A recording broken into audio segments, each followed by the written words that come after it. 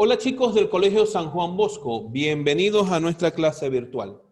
El día de hoy estaremos trabajando el tema de teoría de exponentes.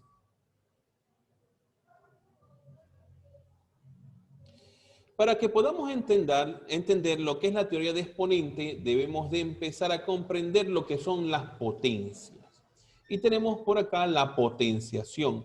Me dice operación matemática que consiste en conocer una expresión llamada potencia a partir de otra expresión llamada base y exponente.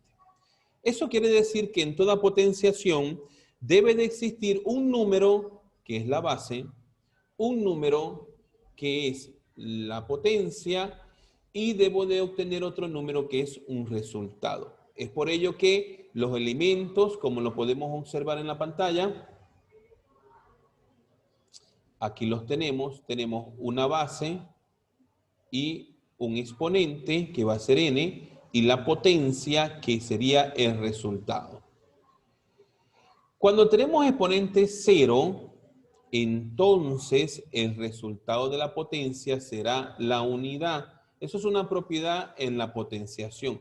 Recuérdenlo, siempre que el exponente sea 0, el resultado de esa potencia será la unidad. Siempre y cuando la base de la potencia sea diferente de 0. Cuando yo tengo un exponente negativo, ¿qué sucede? Resulta que para poder convertir al exponente en positivo, toda la potencia se va a convertir en una fracción.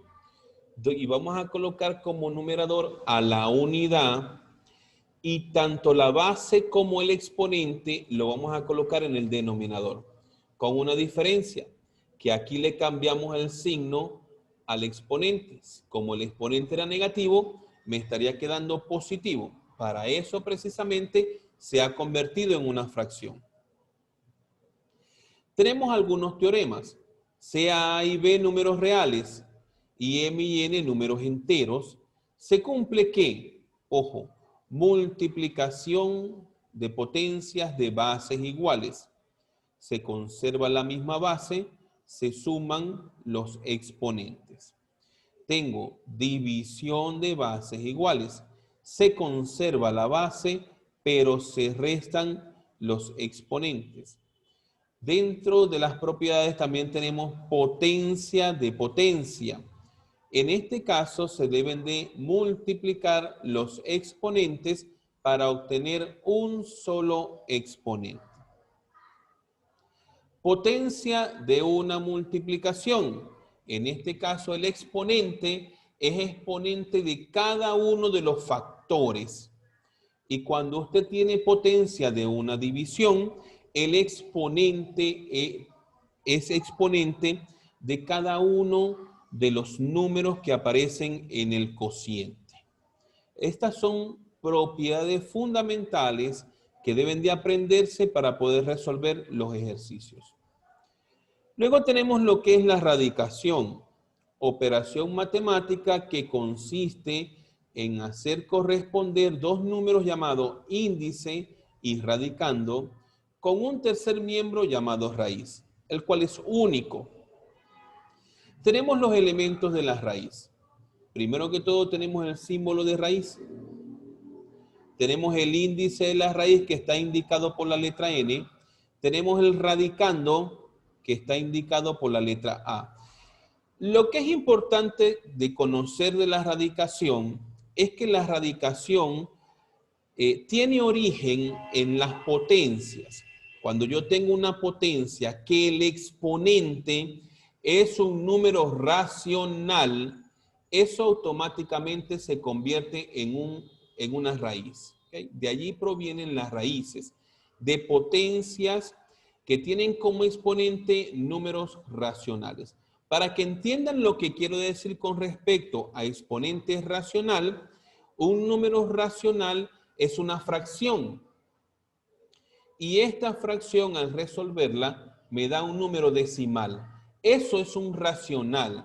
Por eso, cuando yo tengo una potencia que el exponente es una fracción, automáticamente eso se convierte en una raíz. Y ahí tengo la explicación. Dice, exponente fraccionario. Si a elevado a la fracción m entre n existen los reales, entonces, ¿qué va a suceder? ¿Cómo lo voy a convertir en una raíz? La a, que es la base, se convierte en el radicando. El numerador de la fracción se convierte en el exponente del radicando. Y el denominador de la fracción se convierte en el índice de la raíz. Esa sería la estructura que se cumpliría. Ahora bien, tengo algunos teoremas. Me dice, si la raíz enésima de A y la raíz enésima de B existen, entonces se cumple lo siguiente. Número 1. Raíz de una multiplicación. Esto se convierte en la raíz por separada de cada uno de los factores. Raíz de una división. Se convierte en la raíz por separado de los cocientes. Si lo expresan como fracción, como aparece en este momento en la diapositiva, yo podría entonces decir que la raíz de una división se convierte en la raíz del numerador entre la raíz del denominador. Es decir, separo la raíz. Y cuando tengo raíz de una raíz, esto para convertirlo en una sola raíz tengo que multiplicar los índices. Al multiplicar los índices, entonces obtengo una sola raíz con un nuevo índice, que es el producto de los índices anteriores. Ahora me habla de existencia de la raíz en R, es decir, en los reales. Todas las raíces tienen que tener como índice el 2 o tienen que ser mayores de 2. Por eso, cuando yo observo el símbolo de raíz que no tiene un índice identificado, lo llamamos raíz cuadrada, porque sabemos que el índice es 2. Si fuese diferente de 2, el índice va a estar indicado. Si el índice es 3, entonces estoy hablando de una raíz cúbica. Si el índice es 4, estoy hablando de una raíz cuarta. Pero dentro de los reales también se cumplen algunas propiedades para que existan las raíces.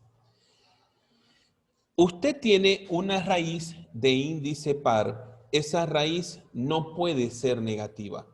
No existe dentro de los reales. Ahora, si usted tiene una raíz de índice impar, esa raíz puede ser positiva o negativa. Es decir, el radicando, el número que está dentro de la raíz, si el índice es negativo, el radicando puede ser negativo o positivo. Y existiría dentro de los reales.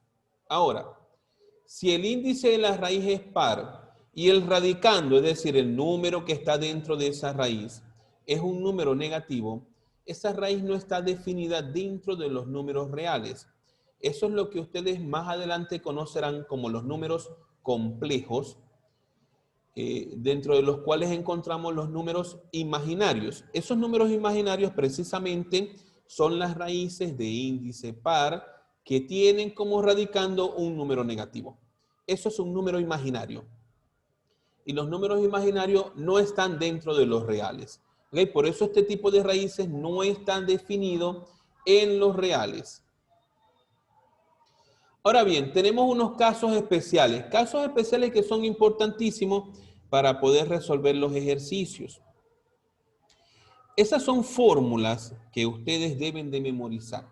Si yo tengo la raíz de la raíz de la raíz y cada raíz tiene índice distinto y tiene radicandos diferentes, ¿en qué se va a convertir? Observen que la primera raíz me dice raíz de índice m de a la x. Esta primera raíz la convierto en una potencia con exponente fracción, que es de donde provienen las raíces. Pero ¿qué hago con las otras dos? También las voy a convertir solo, ojo, solo, que voy a multiplicar los índices de las raíces para colocarlas como denominador. Fíjense que en la segunda raíz el índice es n, pero antes que ella había otra raíz de índice m. Para convertir la b en una potencia con exponente de fracción, el numerador será el exponente que tiene la b, pero el denominador es el producto de los dos índices, es decir, de m y n. Y cuando voy a la tercera raíz, el numerador será el exponente que tiene la cantidad subradical, es decir, la c. Pero el denominador es el producto de los tres índices, es decir, multiplico m por n por p. Y aquí tendría entonces el denominador. Eso sucede cuando, ojo, cuando las cantidades subradicales son diferentes. Fíjense que en la primera raíz es a, la segunda b y la tercera c. Pero, ¿qué pasa si son iguales? Si la cantidad subradical es igual, como el segundo caso, que tengo a y a. Todo esto se convierte en una sola raíz con un índice que va a estar formado por el producto de los índices de las tres raíces, es decir, MNP. Coloco la A, es decir, como si fuese multiplicación de potencias de igual base. Conservo la base y ¿qué va a pasar? Miren, me estaría quedando el exponente de la primera raíz multiplicado por el índice de la segunda más el exponente en la segunda raíz. Todo eso multiplicado por el índice de la tercera raíz más el exponente que aparece en el radicando de la tercera raíz. Estas son simplemente propiedades. Ahora, ¿qué pasa si yo tengo la raíz enésima de A y adentro la raíz enésima de A y adentro la raíz enésima de A y adentro la raíz enésima de A? El resultado va a ser la raíz enésima menos 1 de A. Es decir, que si yo tengo aquí la raíz quinta de A, la raíz quinta de A y la raíz quinta de A, esto va a ser la raíz 5 menos 1 de A. Si lo quiero explicar en un caso numérico, supongamos, raíz quinta de 4 por raíz quinta de 4 por raíz quinta de 4. ¿Cómo me quedaría? Me va a quedar raíz cuarta de 4. Porque a esa n le resto 1. ¿Okay? Esto es la multiplicación y en la división, en vez de restarle 1, al índice le sumo 1. ¿Lo ven, no? En la multiplicación le resto 1, en la división le sumo 1. Y cuando yo tengo raíz de raíz de raíz de raíz, es decir, elevado, ¿no? A la misma raíz, elevado a la misma raíz, elevado a la misma raíz, el resultado de frente es simplemente la cantidad subradical, como lo tengo en el caso número 5. Por ejemplo, si yo tengo raíz cúbica de 3 elevado a la raíz cúbica de 3, elevado a la raíz cúbica de 3, elevado a la raíz cúbica de 3, el resultado va a ser 3, que es el radicando de la raíz. ¿Okay? Entonces, esas son las principales propiedades que vamos a utilizar en la resolución de los ejercicios. Por eso entonces dejo este video hasta acá y vamos a proceder a resolver los ejercicios que tenemos en el libro de actividades en la página 15.